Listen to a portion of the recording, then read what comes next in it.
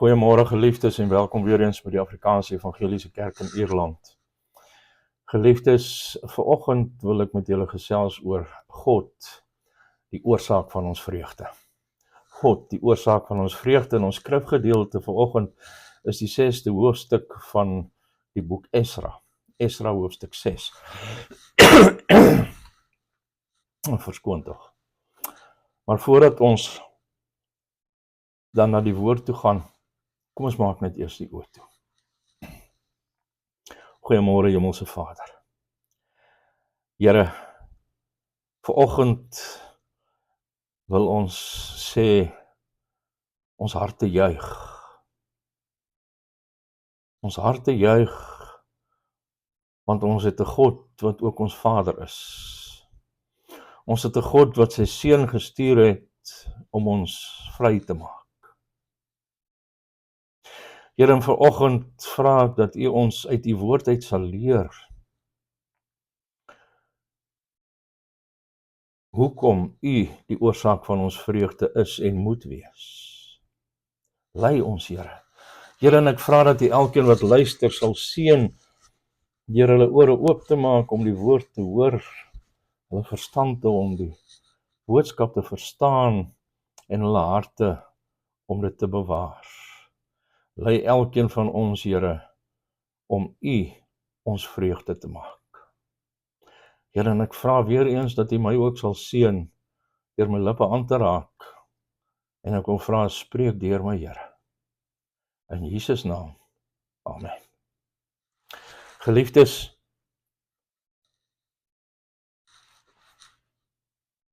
ek wil vir julle vra, hoe hoog is die nastrewing van vreugde op jou prioriteitslys? Beskou jy dit as iets wat nie net lekker is om na te streef nie, maar absoluut noodsaaklik is? Julle weet, baie Christene beskou die Christelike lewe hoofsaaklik in terme van plig en gehoorsaamheid. En dit is nie geringe temas in die Bybel nie. Maar hoeveel Christene beskou die nastrewing van vreugde, van blydskap en verlustiging in God as 'n primêre plig? Al te dikwels beskou ons God as 'n streng, kosmiese, amper sê vreugdemoordenaar, vreugdedoodmaker, wat nie wil hê dat iemand te meegesleer moet word met vreugde of 'n goeie tyd in die lewe nie. En die Puriteine word dikwels valslik uitgebeeld, amper wil ek sê gekarikatiseer, asof hulle teen vreugde en plesier is. Iemand het 'n Puritein uitgebeeld as 'n persoon wat ly aan 'n oorweldigende vrees dat iemand eers soms op een of ander manier homself kan geniet. En dis 'n absolute valse siening. Dit was juis die Puriteine wat gesê die hoofdoel van die mens is om God te verheerlik en om vir ewig te geniet. John Piper het daardie klassieke sin nuttig gewysig toe hy gesê het in sy Desiring God, die hoofdoel van die mens is om God te verheerlik deur hom vir ewig te geniet. En hy sê ook dan tereg in dieselfde boek, God word die meeste in my verheerlik wanneer ek die meeste in hom tevrede is. Met ander woorde, as ek die verheerliking van God, as dit ons hoogste doel is, dan moet die vind van vreugde en tevredenheid in God ons doelbewuste, lewenslange, verterende strewe wees. Want tot die mate wat ons tekortskiet aan die volheid van vreugde in God, slaag ons nie daarin om hom te verheerlik soos hy verdien nie. En die vreugde wat God aan sy mense skenk, is die tema van hierdie 6de hoofstuk van Esra. En die hoofstuk begin met die betrokke uitkoms. Die werk aan die herbou van die tempel het vir 16 jaar gestaak weens teenkanting van die mense in die land, en toe onder die bedieninge van die profete Haggai en Sagaria het die werk hervat. Maar hulle het skaars weer begin toe Tattenai, die gouverneur van die provinsie wat Israel ingesluit het, die Jode gekonfronteer het met die vraag of hulle die regte toestemming gehad het om die tempel te herbou. En hulle het hom van Kores se bevel vertel, en omdat God se oog op hulle was, het Tattenai hulle toegelaat om met die bouwerk voort te gaan, totdat die huidige koning Darius van hulle vertel is wat om te doen, sien ons in verse 3 tot 5 van hoofstuk 5, onthou. In hoofstuk 6 begin Darius 'n soektog, en hy vind uiteindelik die bevel van Kores in die regeringsargief. En hy respekteer daardie bevel en hy stuur 'n beslissing terug dat die werk nie net moet voortgaan nie, maar ook deur regeringsfondse ondersteun moet word. En so sien ons dan is die tempel op in ons terme 12 Maart 515 voor Christus voltooi. En die Here se volk het bymekaar gekom om die inwyding van daardie tempel met vreugde te vier, sien ons in vers 16 van hoofstuk 6. En toe is dit gevolg deur 'n viering van die Pasga en die fees van ongesuurde brode met blydskap, sê die woord. En Esra verduidelik die bron van daardie vreugde. Hy sê want die Here het hulle verbly en die hart van die koning van Assirië na hulle omgewend om hulle hande te versterk in die werk aan die huis van die God van Israel, in vers 22. So ons leer dat God se doel is om ons groot vreugde in hom en sy soewereine weë te gee. En vreugde en blydskap in die Here is nie klein temas in die Bybel. Moses het vir Israel gesê dat hulle die Here moet soek op die plek wat hy sou kies en dat hulle daar voor die aangesig van die Here julle God eet en vrolik wees, julle en julle huisgesinne, oor alles waar julle julle hande aanslaan, waarin die Here jou God jou geseën het. Deuteronomium 12 verse 5 en 7. En later in Deuteronomium 24 vers 47 en 48 het hy hulle gewaarsku, sê omdat julle die Here julle God nie met vreugde en 'n vrolike hart gedien het nie, daarom sal julle julle vyande dien wat die Here teen julle sal stuur. Die psalms is vol vreugde en blydskap. Want God is die psalms se jubelende blydskap in Psalm 43 vers 4. En ons word in Psalm 100 vers 1 en 2 beveel, juig van vreugde tot die Here, o julle aarde, dien die Here met blydskap, kom voor hom met gejubel. Psalm 32 vers 11 sê, juig voor die Here, o ganse aarde, dien die Here met blydskap, kom voor sy aangesig met gejubel. Psalm 5 vers 12 wat sê, maar laat hulle almal bly wees wat by u skuil, laat hulle vir ewig jubel en beskut u hulle, en laat in u juig die wat u naam lief het. Psalm 16 vers 11, versadiging van vreugde is voor die aangesig, lieflikhede in u regterhand vir ewig. Jesus het vir die disippels gesê, in Lukas 10 vers 20 en 21, het gesê, wees liewer bly dat julle name in die hemele opgeskrywe is. En toe het hy hom in die gees verheug oor die gedagte aan God se soewereine weë en verlossing. Hebreërs 12 vers 2 sê vir die vreugde wat hom voorgehou is, het hy wat Jesus is die kruis verduur. En hy het vir die disippels gesê dat hy met hulle gepraat het, sodat sy vreugde in hulle kan wees, en sodat hulle vreugde volkome kan word, volgens Johannes 15 vers 11. En die rede waarom hulle in sy naam ons vra en ontvang was, sodat hulle vreugde volkome kan word, sê Johannes 16 vers 24. En Matteus 25 vers 21, hy het beloof dat op die oordeelsdag vir diegene wat hom getrou dien gesê sal word, gaan in die vreugde van jou Heer. Die apostel Paulus beveel ons in Filippense 4 vers 4, verbly julle altyd in die Here, ek herhaal, verbly julle. Hy het vir die Korintiërs in 2 Korintiërs 12 vers 1 vers 24 en die Filippense in Filippense 1 vers 25 gesê dat hy met hulle saamwerk vir hulle vreugde. In Galasiërs 5 vers 22 sien ons, hy het die vreugde gelys as die tweede vrug van die Gees wat dit in gelowiges voortbring. En die apostel Petrus het berig hoe diegene wat in Jesus glo, hulle verbly met 'n onuitspreeklike en heerlike blydskap in 1 Petrus 1 vers 8. En toe in 1 Petrus 4 vers 13 het hy aan 'n lydende kerk geskryf, maar na mate julle gemeenskap het aan die lyde van Christus, moet julle bly wees, sodat julle ook by die openbaring van sy heerlikheid met blydskap kan jubel. Johannes se openbaring, in Openbaring 19 vers 6 tot 7, beeld die heiliges uit wat tot in ewigheid juig, want hy sê halleluja, want die Here God, die Almagtige, het die koningskap aanvaar. Laat ons bly wees en ons verheug en aan hom die heerlikheid gee, want die bruilof van die lam het gekom en sy vrou het haar gereed gemaak. En hier het ek nou maar net die oppervlak van hierdie tema van in die skrif 'n soort van afgeskep. Maar dit reeds behoort voldoende te wees om te bewys dat vreugde in die Here nie 'n opsionele of 'n sekondêre saak vir die gelowige is nie. Dis eerder die kern van die Christelike geloof, soos Jonathan Edwards so oortuigend in sy Treatise on Religious Affections aanvoer. Of soos Alexander McLaren oor ons teks kommentaar lewer in die Expositions of Holy Scripture, waar hy sê, dit is in een aspek die einde van God se handelinge, dat ons in hom bly moet wees. En ons teks vanmôre ontvou 5 dele van die vreugde wat God wil hê ons en sy mense moet hê. En die eerste is, God wil hê ons moet die vreugde van sy voorsienige sorg vir ons ken. Verskoon nog, ek het gesê, wat God wil hê ons in sy, dit is wat God wil hê ons as sy mense moet hê. God wil hê, eerstens, ons moet die vreugde van sy voorsienige sorg vir ons ken. En God se merkwaardige voorsienige sorg vir sy mense lê die grondslag van hierdie hele verslag. Want Tattenai het sy brief aan Darius gestuur en hy het verwag dat die koning bevele sou terugstuur om hierdie werk onmiddellik te staak. Maar God se voorsienigheid word gesien in die feit dat die koning die bevel van koning Kores, so wat 18 jaar tevore gaan soek en gevind het. En hy het dit nie in Babylon gevind nie, so hy het diep gaan soek. Hy het dit in die vesting in Ekbatana, wat Kores se somers verbly was, het hy dit gevind. En God se voorsienige sorg word verder gesien in die feit dat Darius nie gesê het, maar ek gee nie om wat my voorganger gesê het nie, ek beveel u om hierdie rebelse werk onmiddellik te staak nie.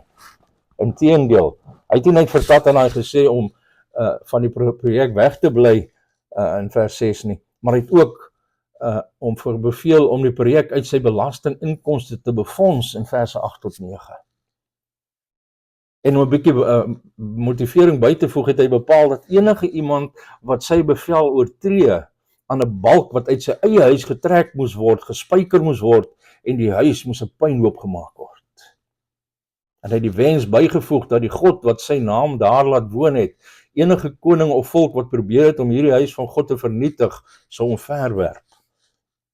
In verse 11 tot 12. So God se voorsienige sorg word verder gesinspeel in die vermelding dat die gebou voltooi is volgens God se bevel, sien in vers 14, en ook die bevel van Kores, Darius en Artasasta. Nou waarom noem Esra dan vir Artasasta, wat ongeveer 50 jaar na die voltooiing van die tempel regeer het? En hy het dit waarskynlik vir politieke protokol gedoen, aangesien Artasasta die heersende koning was, toe Esra hierdie boek geskryf het. En aangesien hy so goedhartig was om 'n bevel uit te reik vir die herbou van Jerusalem se mure, wou Esra hom krediet gee ingeval hy hierdie verslag gelees het. En God se voorsienige werk word direk in vers 22 vermeld, waar gesê word dat die Here die hart van die koning van Assirië na die Jode gedraai het. En ja, dit is ongewoon om na die Persiese koning as die koning van Assirië te verwys, maar moontlik het Esra dit gedoen om Israel daaraan te herinner dat Assirië, Israel se voormalige vyand, ook verower is deur die Perse wie se koning vriendelik teenoor Israel was. En agter al hierdie merkwaardige gebeure was God se magtige hand, wat die koning se hart soos waterkanale gedraai het, waar hy ook al wil, so Spreuke 21 vers 1 vir ons verduidelik. En ek wil jou vra, sien en verheug jy jou in God se voorsienige sorg vir jou in elke klein sowel as groot ding wat met jou gebeur? Jesus het vir ons gesê dat nie een mossie op die grond val sonder die Vader nie, en dat hy selfs die getal van die hare op ons koppe ken. En daarom moet ons nie vrees nie, maar op God vertrou. Volgens Matteus 18 vers 29 en tot 31.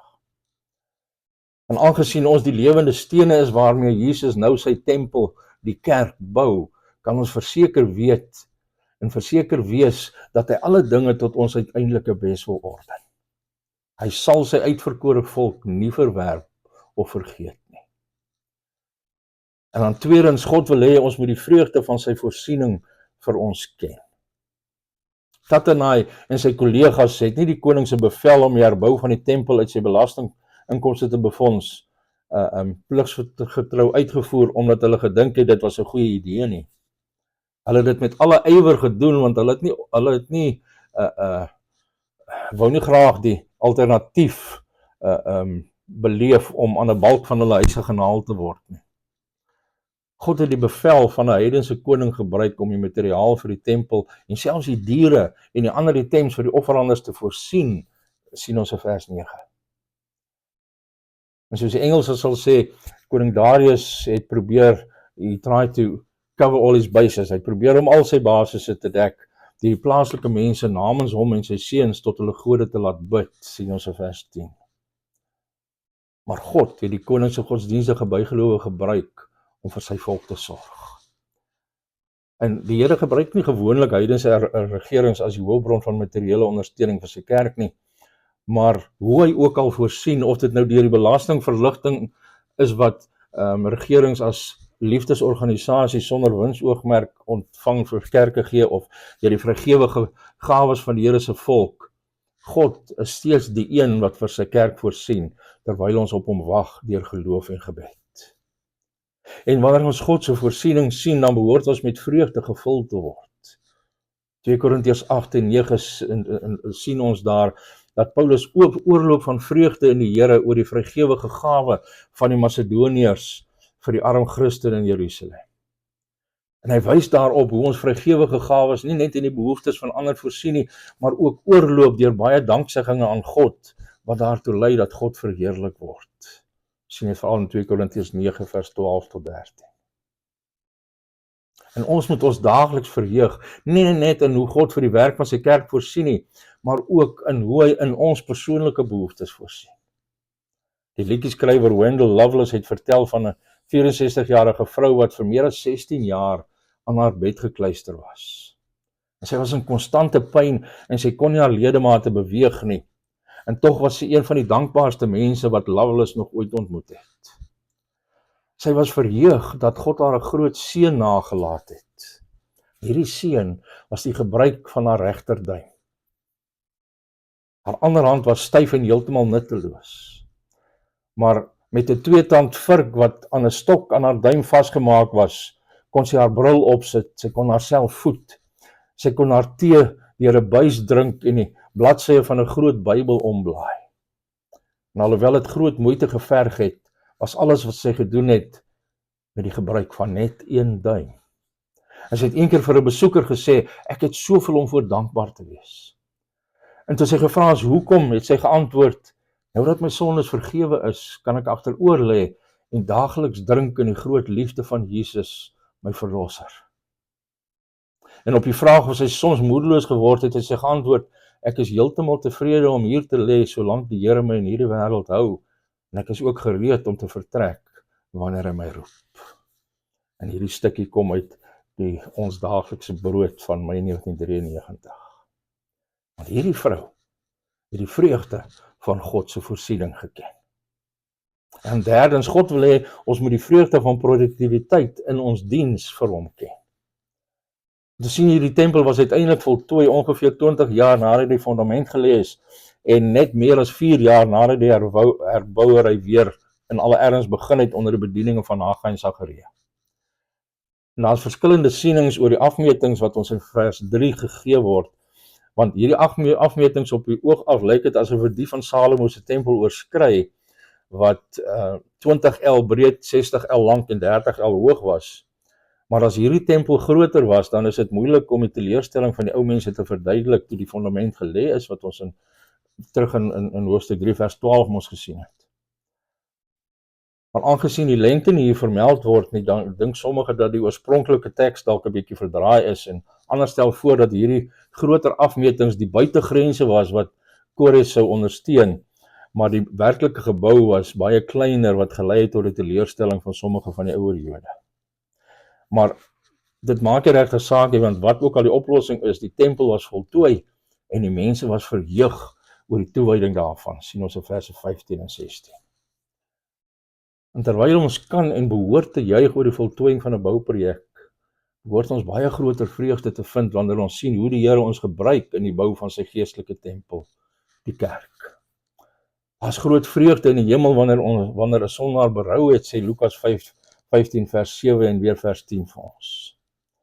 Net soos die vader van die verlore seun aan die morrende broer verduidelik het, in Lukas 15 vers 32 wat ons sê, ons moet tog vrolik en bly wees, want hierdie broer van jou was dood en het weer lewendig geword, en hy was verlore en is gevind. En Paulus noem die Filippense kerk sy vreugde en sy kroon in Filippense 4 vers 1. En hy sê dieselfde vir die Tessalonisense, dat hulle sy vreugde en kroon van jubel is, sy heerlikheid en vreugde in 1 Tessalonisense 2 verse 19 en 20. En ek moet erken dat daar 'n gevoel van frustrasie in die bediening aan mense kan wees, aangesien ek wil sê geen projek ooit voltooi word nie, en dat daar baie terugslag is. Daar's nooit 'n tyd waar jy kan terugstaan en sê, ag, kyk na hierdie persoon, hy is voltooi in Christus nie. Of kyk na hierdie kerk, harmonieus, volwasse, vrugbaar. Die werk is klaar hier nie. Maar terwyl dit so is, dan kan ons nog steeds verheug in die vordering in godsvrug wat ons in ander se lewens sien, soos God ons in ons bediening aan hulle gebruik.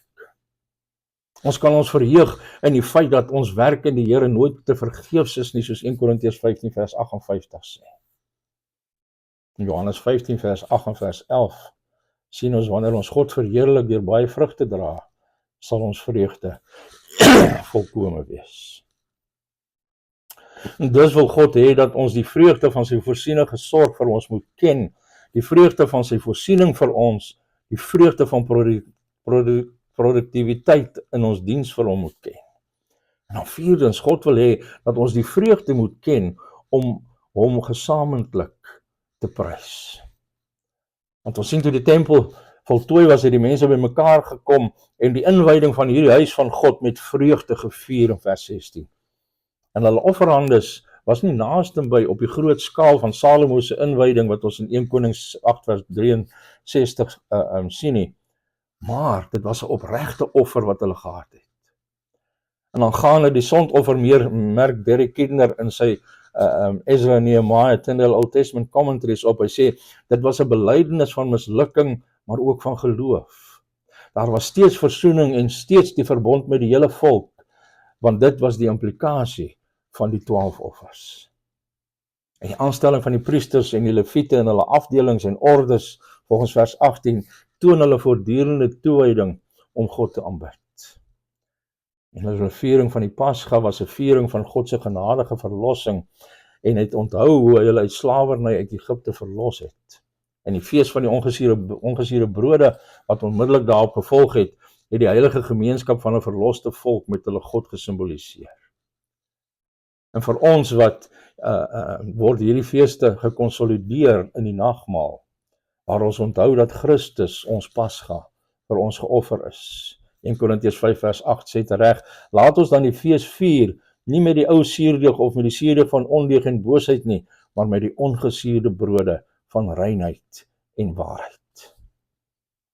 Want opregte en hartlike vreugde moet ons lof vergesel, sodat die lof eg kan wees.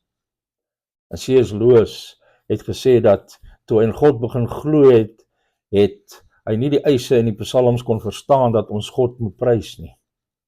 Hy het nie die punt hierin gesien nie, en boonop het dit vir hom gelyk of dit God sou voorstel, asof hy smag na, soos hy dit gestel het, ons aanbidding soos 'n ydelike vrou wat komplimente wil hê.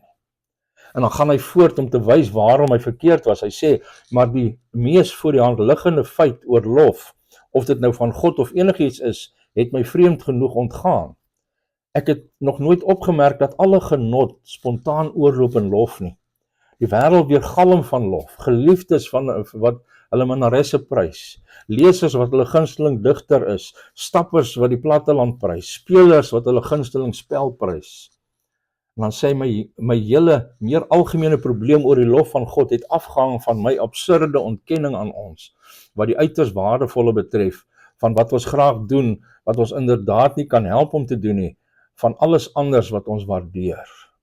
Dan sê ek dink ons geniet dit om te prys wat ons geniet, omdat die lof nie net die genot uitdruk nie, maar dit voltooi. Dit is die bestemde volëinding daarvan. En dit is aangehaal deur John Piper in sy boek Desiring God.